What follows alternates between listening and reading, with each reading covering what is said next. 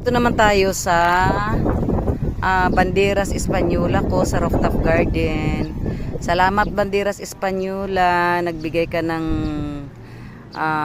kasiyahan sa akin ngayong araw na ito. Mabuti na lang umakyat ako ngayong umaga. Oo, nakita ko ang kanyang bulaklak. Ngayon lang nakita kong may bulaklak siya sa isang branch. 2 o 3 pa siya, kakatuwa. Pagtatatlo, may mga maliliit pang tutubo. Kakatuwa. Mabuti na lang umakyat ako ngayong umaga. Ang ganda, Alam niyo po, kahit sa halaman, kahit hindi naman siya maituturing na mahal ang halaman na ito, nasa tabi-tabi lang siya tumutubo. Sa akin, mahalaga, nagbibigay siya ng kasiyahan tulad ng kanyang bulaklak, di ba? So, I don't care kung saan siya tumutubo lang at hindi tulad ng ibang halaman na mamahalin. Katunayan nga, yung bang mamamahalin kong halaman, yung pa ang namatay, sensitibo. So, ito, kahit saan mo siya itanim, hindi ka manghihinayang dahil tumutubo talaga siya. Hindi nga lang siya lalago kasi nasa paso lang siya. May hangganan yung kanyang tawag dito, may hangganan yung kanyang ang kanyang ugat o paglago. Hanggang dyan lang talaga siya kasi paso lang. Pero kung maitatanim ko to sa lupa, talagang lalago siya tulad ng mga puno, no?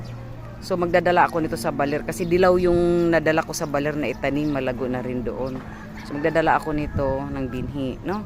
So dito naman tayo, rooftop garden ko, wala na yung aking grapes, ayan.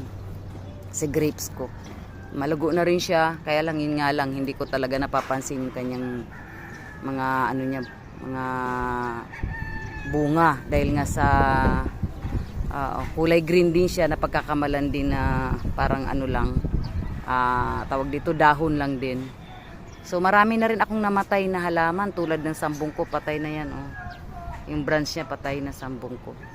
So yung mga rin, yung mga mga tawag to, humaba lang yung aking humahaba lang yung aking malunggay. Pero hindi siya lumalago yung dahon. Bakit? Kasi sa lang, sa paso lang. Hindi katulad pag sa talaga. Bale, at least nagtatanim tayo. Nakakakuha tayo ng panggulay araw-araw pag gusto mong maggulay ng malunggay. So, nakakatipid pa rin kahit paano. Magkano na rin ang gulay ngayon? 15 ang 15 yung tali, di ba? So, nakakatulong na rin 'yan. Kahit hindi siya lumago, gawa ng nasa paso lang siya. Okay? Dito naman nakakatuwa. Ayan, ang kamatis at